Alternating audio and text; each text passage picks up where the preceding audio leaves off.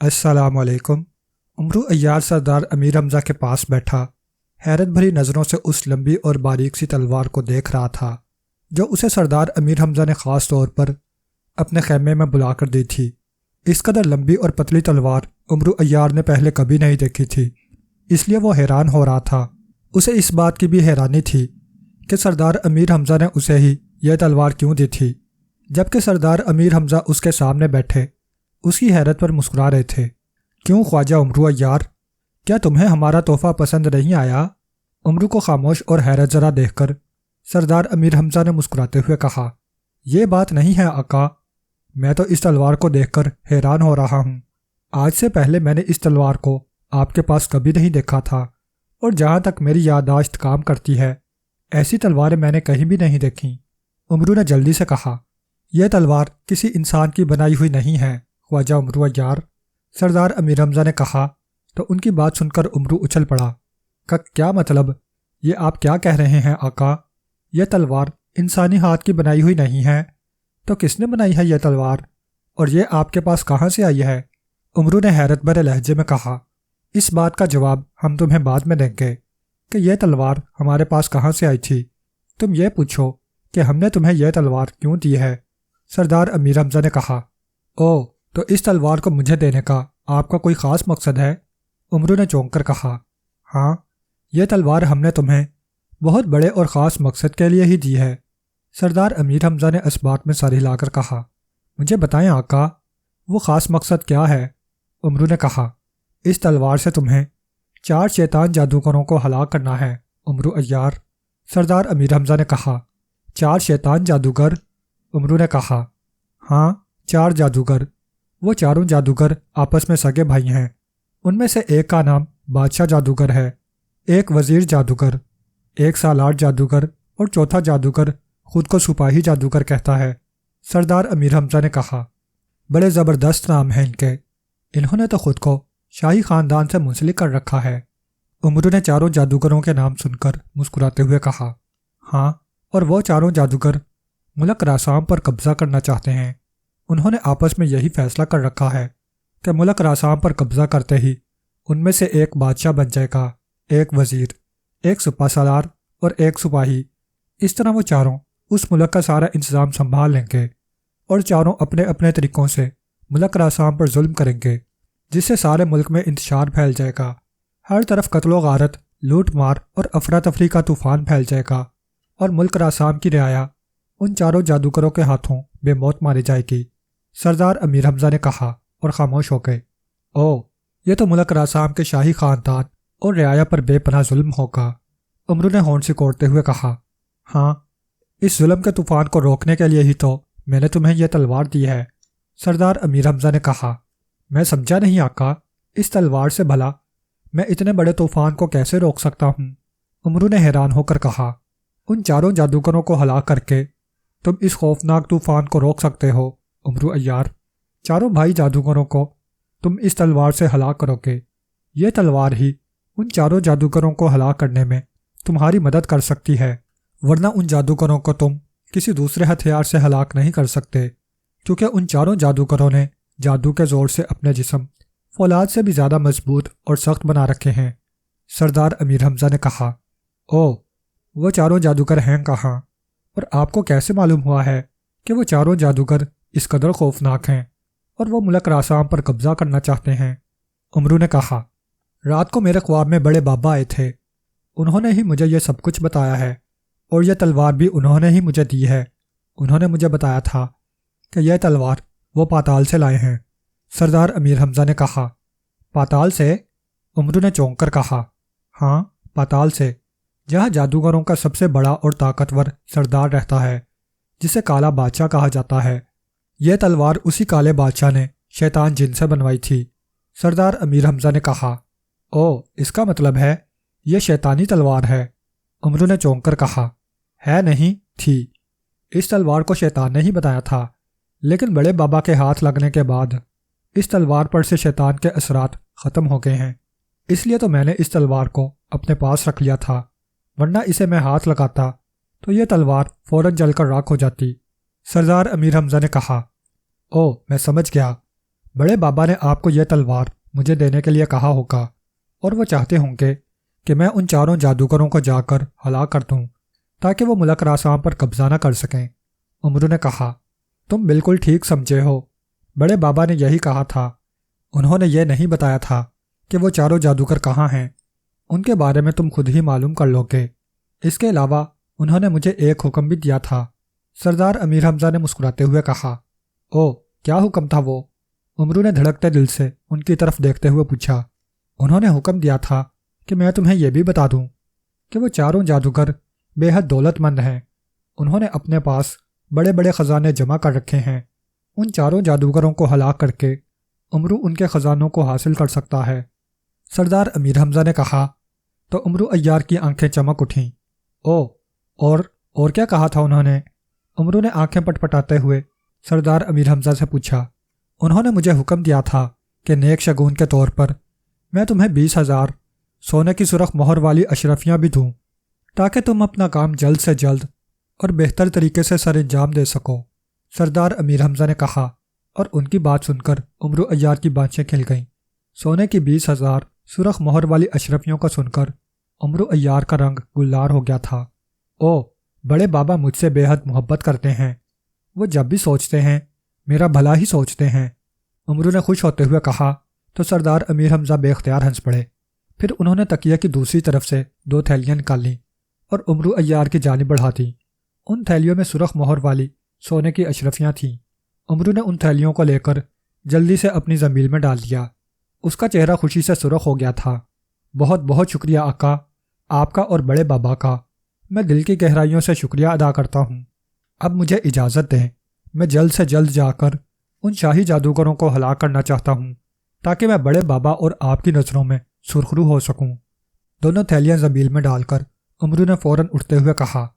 اسے خطرہ تھا کہ کہیں سردار امیر حمزہ اسے کام مکمل ہونے تک آدھی اشرفیاں وہیں چھوڑنے کے لیے نہ کہتے۔ سردار امیر حمزہ نے مسکراتے ہوئے اس بات میں سر ہلایا تو امرو انہیں سلام کر کے فوراً ان کے خیمے سے باہر نکل آیا۔ سردار امیر حمزہ کے خیمے سے نکل کر وہ اپنے خیمے میں آیا۔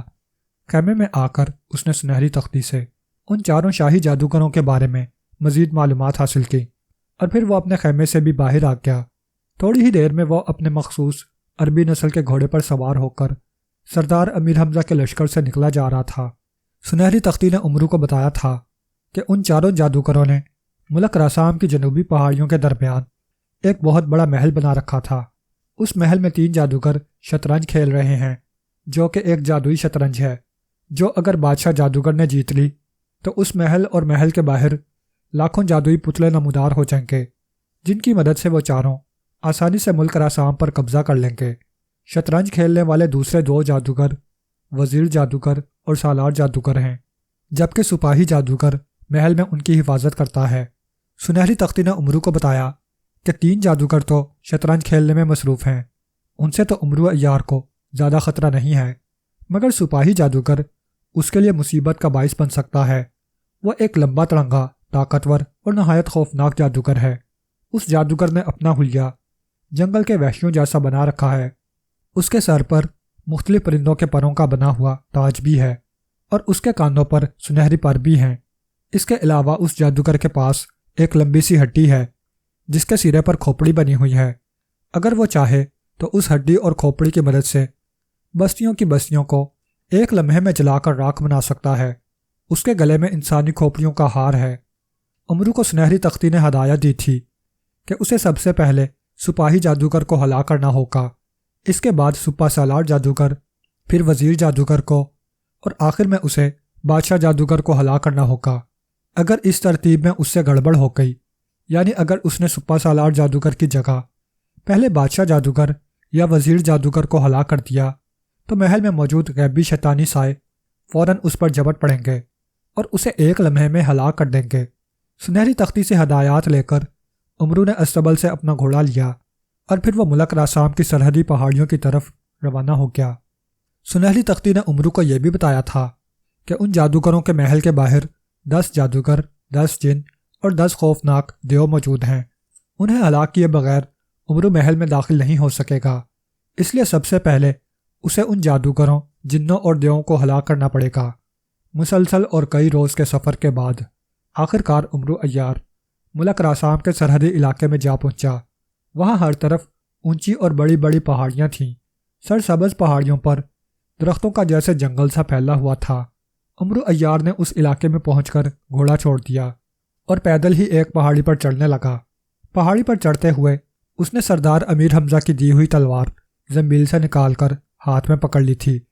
ساتھ ہی اس نے زنبیل سے سرخ جوتے نکال کر پہنے اور پھر اس نے طلسم شکن انگوٹھی بھی نکال کر دائیں ہاتھ کی ایک انگوٹھی میں پہن لی، تاکہ اگر کوئی جادوگر اس پر جادوئی حملہ کرے تو وہ اس طلسم شکن انگوٹھی کی وجہ سے اس سے محفوظ رہ سکے۔ ابھی عمرو عیار آدھی پہاڑی ہی چڑھا ہوگا کہ اچانک اس نے پہاڑی کی چوٹی پر 10 بڑے بڑے دیووں کو نمودار ہوتے دیکھا۔ ان دیووں نے بڑے بڑے پتھر اٹھا رکھے تھے۔ وہیں رک جاؤ آدمزاد، اگر تم نے اوپر آنے کی کوشش کی تو ہم پتھر مار مار کر تمہارا قیمہ بنا دیں گے، ایک دیو نے خوفناک آواز میں گرجتے ہوئے کہا۔ او، یہ تو بے حد طاقتور اور خوفناک دیو ہیں، عمرو کے منہ سے نکلا۔ اس نے فوراً زنبیل میں ہاتھ ڈالا اور سبز موتیوں والی ایک مالا نکال کر اس نے گلے میں ڈال لی۔ یہ مالا جادو پلٹ مالا تھی۔ اب عمرو عیار پر جو بھی حملہ کرتا اس کا وار پلٹ کر وار کرنے والے پر الٹ سکتا تھا۔ مالا پہن کر عمرو عیار مطمئن ہو گیا اور اس نے ایک بار پھر پہاڑی پر چڑھنا شروع کر دیا۔ تم پھر اوپر آ رہے ہو آدمزاد، رک جاؤ، میں کہتا ہوں رک جاؤ، اسی دیو نے گرجتے ہوئے کہا جو عمرو سے پہلے مخاطب ہوا تھا، مگر عمرو نے جیسے اس کی آواز ہی نہ سنی تھی۔ وہ بدستور اوپر چڑھتا رہا۔ او، یہ آدمزاد بہت خطرناک ہے، فوراً حملہ کرو، پھینکو، اس پر پتھر پھینکو اور اس کی ہڈیوں تک کا سرما بنا دو، اسی دیو نے چیخ کر کہا، اور ساتھ ہی اس نے ہاتھوں میں اٹھایا ہوا بھاری پتھر پوری قوت سے عمرو عیار کی طرف پھینک دیا۔ اس کی دیکھا دیکھی دوسرے دیو نے بھی عمرو پر پتھر پھینک دیے۔ ایک ساتھ 10 بڑے بڑے اور بھاری پتھر عمرو عیار کی طرف پڑنے لگے، اور پھر پتھر جیسے ہی عمرو عیار کے نزدیک پہنچے یکلخت ہوا میں یوں رک گئے جیسے کسی نے انہیں راستے میں ہی روک لیا ہو۔ یہ میں کیا دیکھ رہا ہوں؟ یہ پتھر آدمزاد کو کیوں نہیں لگے؟ سب کے سب ہوا میں کیوں رک گئے ہیں؟ دیو نے حیرت زدہ انداز میں چیختے ہوئے کہا۔ دوسرے دیو بھی حیرت سے آنکھیں پھاڑے ہوا میں رکے ہوئے پتھروں کو اور اوپر آتے ہوئے عمرو کو دیکھ رہے تھے۔ اور پھر جیسے ہی عمرو ان پتھروں کے قریب آیا، اچانک پتھر حرکت میں آئے اور تیزی سے ہوا میں بلند ہوتے چلے گئے۔ پتھر ان دیووں سے بھی اونچے ہوتے چلے گئے اور تمام دیو منہ اٹھا کر انہیں اوپر فضا میں دیکھنے لگے۔ بلند ہوتے پتھر کافی بلندی پر جا کر رکے اور پھر ان کا رخ بدلا اور وہ برق رفتاری سے نیچے آنے لگے۔ پتھر ہماری طرف آ رہے ہیں، بھاگو بھاگو یہاں سے، ایک دیو نے چیختے ہوئے کہا تو باقی دیو بھی گھبرا گئے۔ لیکن اس سے پہلے کہ وہ ادھر ادھر بھاگتے، پتھر بجلی کی سی تیزی سے نیچے آ کر ان کے سروں، کاندھوں اور ان کے جسموں کے دوسرے حصوں سے ٹکرائے۔ دوسرے لمحے فضا ان دیووں کی تیز اور کربناک چیخوں سے گونج اٹھی۔ پتھر کھا کر وہ سب پہاڑی پر سے گرتے چلے گئے اور بری طرح سے تڑپنے لگے۔ یہ دیکھ کر عمرو تیزی سے ایک تڑپتے ہوئے دیو کی طرف بڑھا اور اس نے ہاتھ میں پکڑی ہوئی تلوار کے ایک ہی وار سے اس کی گردن اس کے تن سے الگ کر دی۔ پھر وہ دوسرے دیو کی طرف بڑھا اور اسے بھی ہلاک کر دیا۔ زخمی حالت میں تڑپتے ہوئے دیووں کو اٹھنے اور وہاں سے بھاگنے کا موقع ہی نہ مل سکا تھا۔ عمرو نے ایک ایک کر کے ان تمام دیووں کو ہلاک کر دیا اور پھر وہ اطمینان بھرے انداز میں پہاڑی پر چڑھنے لگا۔ جیسے ہی وہ پہاڑی کی چوٹی پر پہنچا، اچانک اس نے سامنے سے 10 قالین اڑ کر اپنی طرف آتے دیکھے۔ ان قالینوں پر لمبی لمبی داڑھیوں والے جادوگر بیٹھے ہوئے تھے۔ ان جادوگروں کے ہاتھوں میں نیزے اور تیر کمان تھے۔ قالین اڑتے ہوئے آئے اور انہوں نے فوراً عمرو عیار کو اپنے گھیرے میں لے لیا۔ اب قالین ایک دائرے کی صورت میں عمرو عیار کے سر پر چکر لگا رہے تھے اور قالینوں پر بیٹھے جادوگر خونخوار نظروں سے عمرو کو گھور رہے تھے۔ یہ دشمن آدمزاد ہے، اسے ہلاک کر دو، اس نے ہمارے آقاؤں کے 10 طاقتور دیووں کو ہلاک کیا ہے، ایک جادوگر نے حلق کے بل چیختے ہوئے کہا۔ اسی لمحے 2 جادوگروں نے اچانک عمرو پر نیزے کھینچ مارے۔ نیزے برق رفتاری سے اڑتے ہوئے عمرو عیار کی طرف آئے، مگر عمرو ان نیزوں سے ذرا بھی نہ گھبرایا۔ جیسے ہی نیزے نیچے آئے، اچانک وہ بجلی کی سی تیزی سے پلٹے اور پھر اس سے پہلے کہ قالین پر موجود جادوگر کچھ سمجھتے، نیزے برق رفتاری سے واپس جا کر ان جادوگروں کو جا لگے جنہوں نے نیزے عمرو کی جانب پھینکے تھے۔ جیسے ہی ان جادوگروں کو نیزے لگے، اچانک ان کے جسموں میں آگ بھڑک اٹھی اور دونوں جادوگر حلق کے بل چیخنے لگے، مگر آگ نے چند ہی لمحوں میں ان کو قالینوں سمیت چلا دیا اور دونوں جادوگر چیختے چلاتے آگ میں جلتے نیچے گرتے چلے گئے۔ او یہ کیا ہوا؟ یہ نیزے واپس کیوں پلٹ آئے تھے؟ ہمارے دو ساتھی ہلاک ہو گئے ہیں۔ تیر انداز جادوگروں، اس انسان پر تیر برساؤ۔ اسی جادوگر نے چیختے ہوئے کہا تو 4 جادوگروں نے کمانوں پر تیر چڑھائے اور عمرو عیار پر چھوڑ دیے، مگر ان تیروں کا بھی نیزوں جیسا حشر ہوا تھا۔ نیچے آتے ہی وہ واپس پلٹے اور سیدھے ان جادوگروں کو جا لگے جنہوں نے عمرو پر تیر چلائے تھے۔ پھر ان کے جسموں اور قالینوں میں بھی آگ لگ گئی۔ دوسرے لمحے وہ بھی نیچے گرتے نظر آئے۔ او یہ تو کوئی بہت بڑا جادوگر ہے، ایک ساتھ اس پر تیر اور نیزے پھینکو، یہ ایک ساتھ چلائے ہوئے تیروں اور نیزوں سے نہیں بچ سکے گا۔ اسی جادوگر نے چیختے ہوئے کہا۔ 6 جادوگر ہلاک ہو چکے تھے، اب 4 جادوگر باقی تھے، جن میں سے 2 کے ہاتھوں میں نیزے اور 2 کے پاس تیر کمانیں تھیں۔ پھر ان سب نے ایک ساتھ عمرو پر تیر اور نیزے برسا دیے، مگر عمرو نے چونکہ جادو پلٹ مالا پہن رکھی تھی، اس لیے تیر اور نیزے پھر واپس پلٹے اور ان جادوگروں کو جا لگے، اور وہ جادوگر بھی پہلے جادوگروں کی طرح آگ میں جلتے ہوئے نیچے جا گرے۔ عمرو عیار 10 دیووں اور 10 جادوگروں کو ہلاک کر چکا تھا۔ اسے سامنے وادی کے درمیانی حصے میں ایک بہت بڑا محل دکھائی دے رہا تھا، مگر وہاں اسے کوئی جن نظر نہیں آ رہا تھا۔ چنانچہ عمرو عیار پہاڑی سے نیچے اترنے لگا۔ جیسے ہی وہ پہاڑی سے اتر کر نیچے آیا، اس کے ارد گرد آسمان سے 10 شعلے آ کر نیچے گرے، اور دیکھتے ہی دیکھتے ان شعلوں نے 10 خوفناک اور لمبے تڑنگے جنات کا روپ دھار لیا۔ ان جنوں نے تلواریں، کلہاڑیاں، گرز اور کانٹوں والے وزنی ڈنڈے اٹھا رکھے تھے۔ تم نے 10 دیووں اور 10 محافظ جادوگروں کو ہلاک کر دیا ہے آدم زاد، مگر تم ہم 10 جنوں کا مقابلہ نہیں کر سکتے۔ ایک خوفناک جن نے آگے بڑھ کر عمرو عیار سے مخاطب ہو کر کہا، تو میں نے کب کہا ہے کہ میں تمہیں ہلاک کرنے آیا ہوں؟ عمرو نے مسکرا کر کہا، اور پھر اس نے اچانک چھلانگ لگائی اور اس جن کے قریب سے نکلتا چلا گیا جس کے ہاتھ میں بھاری گرز تھا۔ اس نے گرز گھما کر عمرو کو مارنا چاہا، مگر عمرو فوراً کلابازی کھا کر دوسری طرف آیا اور پھر دوسرے جنوں کے درمیان سے نکلتا چلا گیا۔ اس نے چونکہ سرخ جوتیاں پہن رکھی تھیں، اس لیے اس کی رفتار عام رفتار سے کئی گنا زیادہ تھی۔ وہ دیکھتے ہی دیکھتے جنوں سے دور چلا گیا۔ ارے وہ بھاگ رہا ہے، پکڑو پکڑو اسے، اور پکڑ کر اس کے ٹکڑے اڑا دو، تلوار والے جن نے گرجتے ہوئے کہا۔ تو جن خوفناک انداز میں دھاڑتے ہوئے عمرو کے پیچھے دوڑ پڑے۔ عمرو نے بھاگتے بھاگتے زنبیل سے ایک سرخ رنگ کی گیند نکالی اور پلٹ کر اس نے وہ گیند ان جنوں کی طرف اچھال دی۔ گیند جنوں کے قریب گر کر زوردار دھماکے سے پٹی، اور پھر اس میں سے اچانک آگ کی چنگاریاں سے نکل کر فضا میں پھیل گئیں۔ دوسرے لمحے وہ چنگاریاں ان جنوں پر گریں اور ان جنوں کے جسموں میں بھی آگ لگ گئی۔ جن آگ میں گھرے بری طرح چیخنے اور چلانے لگے، اور پھر وہ نیچے گرے اور ذبح ہوتے ہوئے بکرے کی طرح تڑپنے لگے۔ چند ہی لمحوں میں آگ نے انہیں جلا کر کوئلہ بنا دیا۔ خس کم جہاں پاک، عمرو نے ایک ہاتھ دوسرے ہاتھ پر مارتے ہوئے کہا۔ اب وہ محل کے داخلی دروازے کے قریب تھا۔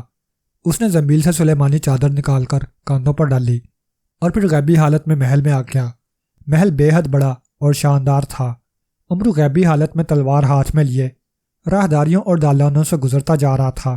وہ محل کے کمروں میں جھانکتا پھر رہا تھا، مگر اسے وہاں کوئی جادوگر دکھائی نہیں دے رہا تھا۔ مجھے یہاں سے سب سے پہلے ان جادوگروں کا خزانہ حاصل کرنا چاہیے، اس کے بعد میں ان جادوگروں کو جا کر ہلاک کروں گا۔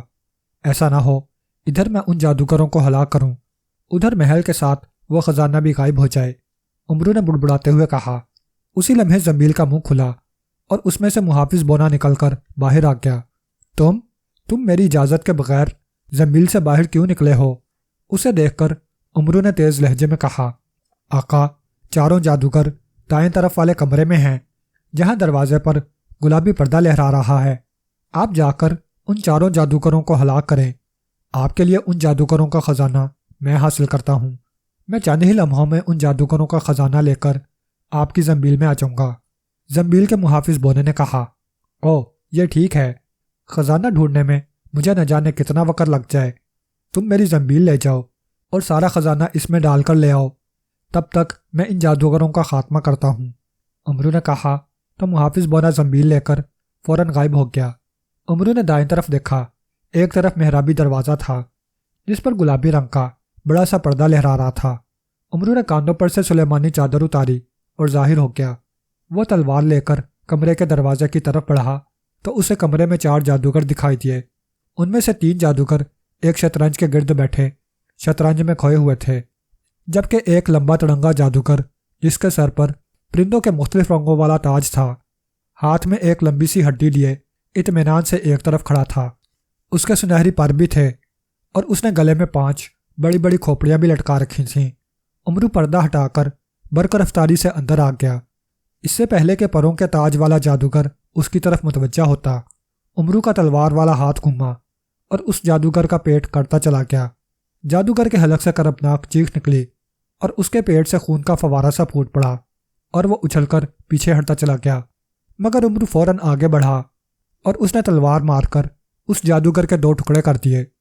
سپاہی جادوگر کی چیخیں سن کر شطرنج کے گرد بیٹھے ہوئے تینوں جادوگر بری طرح سے چونک پڑے اور پھر اپنے بھائی کے 2 ٹکڑے ہوتے اور امرو عیار کو وہاں دیکھ کر وہ غضبناک انداز میں اٹھ کھڑے ہوئے۔ امرو نے ان کے لباسوں سے فوراً پہچان لیا تھا کہ ان میں سپہ سالار جادوگر کون ہے، وزیر جادوگر کون اور بادشاہ جادوگر کون ہے۔ ان جادوگروں نے ہوا میں ہاتھ مارے تو ان کے ہاتھوں میں تلواریں چمکنے لگیں۔ یہ جادوگروں کا دشمن امرو عیار ہے، ہلاک کر دو اسے، اس کے ٹکڑے اڑا دو۔ بادشاہ جادوگر نے چیختے ہوئے کہا تو سپہ سالار جادوگر اور وزیر جادوگر اچھل کر امرو کے سامنے آ گئے اور پھر امرو اور ان کے درمیان زبردست جنگ چھڑ گئی۔ امرو نے چند ہی لمحوں میں ان دونوں کا بھی خاتمہ کر دیا۔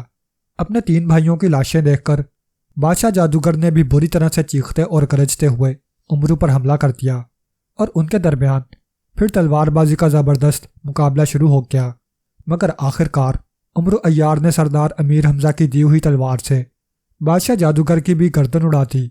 جیسے ہی امرو نے بادشاہ جادوگر کو ہلاک کیا، اچانک وہاں سے ان کی لاشیں اور محل غائب ہو گیا۔ اسی لمحے وہاں محافظ بونا نمودار ہو گیا۔ اس کے ہاتھ میں امرو عیار کی زنبیل تھی۔ لیجیے آقا، میں نے ان کا سارا خزانہ اس میں ڈال دیا ہے۔ محافظ بونے نے زنبیل امرو عیار کی طرف بڑھاتے ہوئے کہا تو امرو کی آنکھیں خوشی سے چمکنے لگیں اور اس نے آگے بڑھ کر محافظ بونے سے زنبیل لے لی۔ پھر تھوڑی ہی دیر میں وہ خوشی خوشی واپس اس طرف بڑھتا جا رہا تھا جہاں اس نے اپنا گھوڑا چھوڑا تھا۔ وہ خوش تھا، بے حد خوش۔ محافظ بونا اس کے ساتھ ساتھ ہوا میں اڑتا جا رہا تھا۔ ختم شد۔